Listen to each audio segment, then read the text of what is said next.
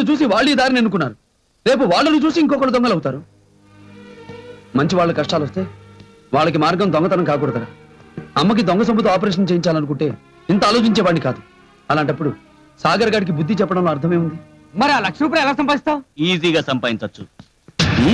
భూషణం గారా, sorry sir, ఆ రోజు కోర్టులో లేడీస్ మ్యాటర్ లో కొంచెం సెంటిమెంట్ ఫీల్ అయ్యి మీకు పనిష్మెంట్ ఇప్పించాం. మీరు మళ్ళీ డ్యూటీలోకి వస్తారని అస్సలు ఎక్స్పెక్ట్ చేయలేదు. నేను వచ్చింది మీ మీద పగ తీర్చుకోవడానికి కాదురా, మరి? మీకు కావలసిన ఆ ₹1,00,000 ఇచ్చి వెళ్దామని.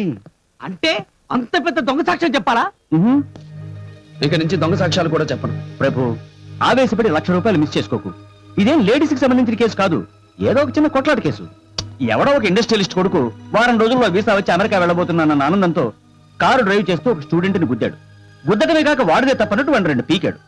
ఇప్పుడు ఆ స్టూడెంట్ ఏమో వీడి మీద కేసు పెట్టాడు. చాలు, కేసు అర్థమైపోయింది.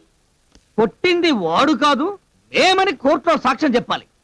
లేకపోతే వాడు వీసా క్యాన్సిల్ అయిపోతుంది. అంతేగా? అంతేకాదు, ఈ ₹1,00,000 మీదవుతుంది. బాసు, ఇందులో ఎవరిని మోసం చేస్తున్నట్టు కాదు. ఎవరో చేసిన తప్పుకు మనం 2 నెలలు శిక్ష అనుభవిస్తాం. దానికి ఇచ్చిన ఫీజు అనుకో, ఆ తర్వాత అన్ని మానేద్దాం. సరే, ఇదే ఆఖరు. Okay, good. ఒరే కమల్, ఏంటి బాసు? ఈ డబ్బు తీసుకుని సాగర్ ఊరెళ్ళి సాగర్ ఈ డబ్బు ఏర్పాటు చేశాడని చెప్పి దగ్గరుండి అమ్మకి ఆపరేషన్ జరిపించు. ప్రభు జగ్గు అంటే మీరేనా? జగ్గు ప్రభు అన్నా మేమే. మీరు మహేష్ అనే వ్యక్తిని కొట్టారా? కొట్టాం. మందు కొట్టి మరీ కొట్టాం. ఇలా మేము కొట్టిన దెబ్బలకి ఆ మహేష్ గారు పడిపోయాడు. అతను పడిపోలేదు, చచ్చిపోయాడు. అది చచ్చిపోయాడు. ఎస్, మీ చేత చంపబడ్డాడు. సార్, అతన్ని మేము చెప్పలేదు సార్. అవును సార్, మాకు మామూలు ఆర్టే రాదు. మార్షల్ ఆర్ట్ ఎలా వస్తుంది? ఏవో తెలుగు సినిమాలు చూసి నోటికొచ్చిన ఫైట్ మాస్టర్స్ పేర్లు ఆగేశాం. అసలు ఆ మహేష్ అనేవాడిని మేము చూడలేదు. ప్రత్యక్ష సాక్షిని ప్రవేశపెట్టండి. యువర్ ఆనర్, ఆ రోజు నేను ఓల్డ్ సిటీలో పెట్రోలింగ్ కి వెళ్తుండగా అక్బర్ రోడ్ లో వీళ్ళిద్దరూ కారులో వెళ్తుంటే ఆ మహేష్ అన్న కుర్రాడు అడ్డంగా వచ్చాడని వాడిని చితకబాదారు. నేను అక్కడికి వెళ్లేలోగా ఐరన్ రాడ్స్ తో వాడి తల పగలగొట్టారు. పాపం ఆ కుర్రాడు స్పాట్ లోనే చనిపోయాడు. Your honour. సార్, వాడు చెప్పేదంత అబద్ధం సార్. మాకే పాపం తెలీదు. మహేష్ కొట్టామని దొంగ సాక్ష్యం చెప్పమని వాడే మమ్మల్ని పిలిపించాడు. ₹1,00,000 కూడా ఇచ్చారు సార్. చూశారా యువర్ ఆనర్, ఇందాక వాళ్ళంతటి వాళ్లే ఎలా కొట్టారో కొట్టి మరీ చూపించారు. ఇప్పుడు వాళ్ళకి ఈ కేసుకి ఏ సంబంధం లేదంటున్నారే. ఒక వ్యక్తిని దారుణంగా కొట్టి చంపటమే కాకుండా ఆ నిజాన్ని నిర్భయంగా కోర్టులో ఒప్పుకుని నిమిషానికి ఒక మాట మారుస్తున్న ఈ ముద్దాయిలిద్దరికీ ఐపీసీ 302 సెక్షన్ ప్రకారం యావజ్జీవ కారాగార శిక్ష విధించడమైనది.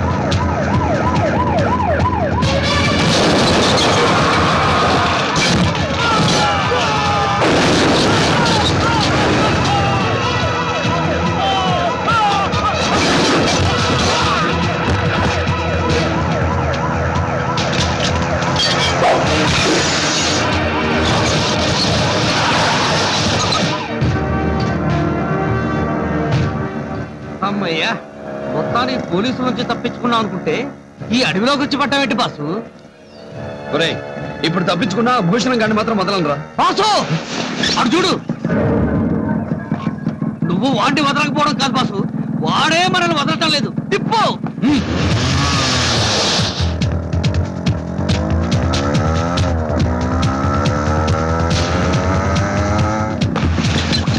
ఏంటి బాసు మళ్ళీ ఆపావు? అది పోలీస్ జీప్ అయితే మనం వెంటపడాలి కదరా.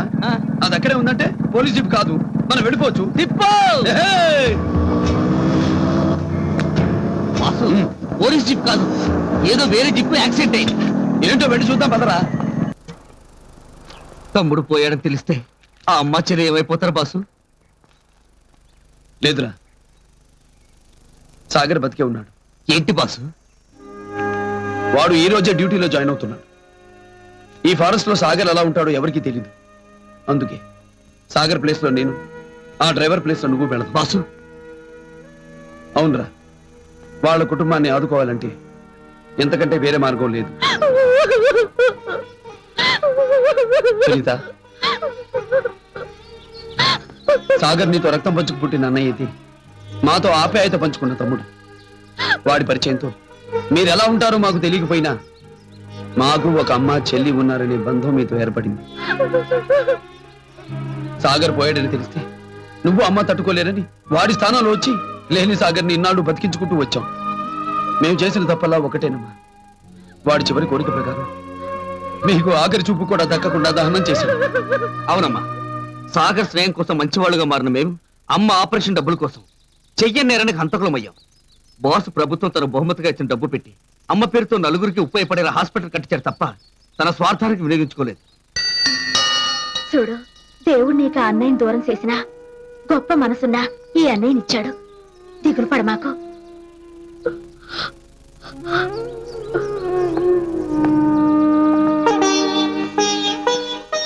ఈ బాబుకి మా అన్నయ్య పేరే పెడదాం. సాగర్ అని కాదు, ప్రభు అని.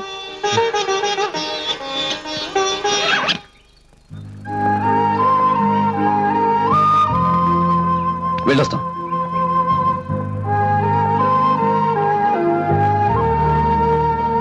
వెళ్ళొస్తాం విమల్. వస్తాను.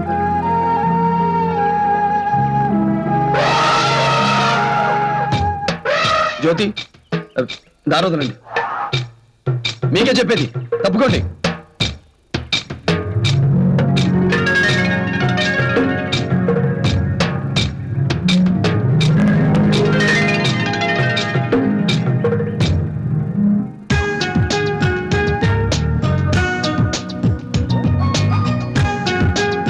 ఏమిటి మేడం ఇదంతా?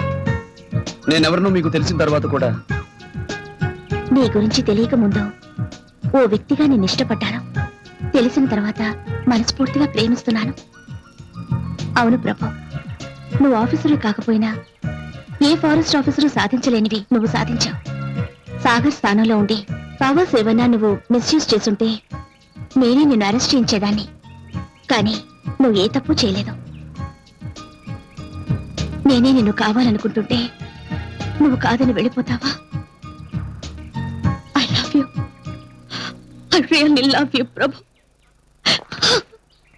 అలాగే ఈ లెంపకాయలు బెహత్రీ కార్యక్రమం పెట్టారేంటండి? కొంప తీసి మన టైగర్ చేత వీళ్ళందరికీ లెంపకాయలు కొట్టిస్తున్నా దేవుడికి ముక్కున్నారండి. అది కాదురా, ఆ ప్రభుగాడు తనొక ఫారెస్ట్ ఆఫీసర్ అని చెప్పి మనలందరినీ ఎర్రిపప్పుని చేశాడ్రా. ఆయాం జీనియస్ అంటుంటారు కదా, ఆ ప్రభు గారు పోలీసులు పట్టించారని రేయ్! నేనింకా జీనియసేరా, అండ్ ఆల్వేస్ డేంజరస్. గూట్లో ఉన్న రాయిని గుంజ మీద పెడితే మన నెత్తిన పడుతుంది. వాడు నకిలీ ఆఫీసర్ని ప్రూవ్ చేస్తే ఇంకో కొండవీటి సింహాన్ని అపాయింట్ చేస్తారు. వాడి సీక్రెట్ మనకు తెలిసిపోయిందిరా. వాడు ఇంకేం చేయలేడు. వచ్చే 15వ తారీఖుల్లా ఫారెస్ట్ లో ఉన్న జంతువులన్నింటినీ ఎక్స్పోర్ట్ చేద్దాం. బ్రదరు, ఆ పుష్పను అయితే నేను చేసుకోవాలి, లేకపోతే నువ్వు చేసుకోవాలి. అంతేగాని వాలీబాల్ గాడికి మొత్తం దక్కనకూడదు. అదేరా నేను ఆలోచించేది. అది వాడిలో ఏం చూసి ప్రేమించిందో అది వాళ్ళలో లేకుండా చేయాలి. వాళ్ళు ఉన్నది మనలో లేనిది ఒక్కటే, ఏంటది? అందం. యా, అందుకే ఆడి కంటి మీద కొట్టో పంటి మీద కొట్టో ఆ నికలాంగుని చేసేస్తే మన పని ఈజీ అయిపోతుంది. కరెక్ట్. ఇప్పుడు ఆడిని ఫిజికల్లీ హ్యాండిక్యాప్డ్ ఎలా చేయాలో ఆలోచిద్దాం. దానికో ఐడియా ఉందిరా. ఆడు పెద్ద క్రికెట్ పిచ్ కదా, ఆడి క్రికెట్ ఆడుకోవడానికి పిలుద్దాం.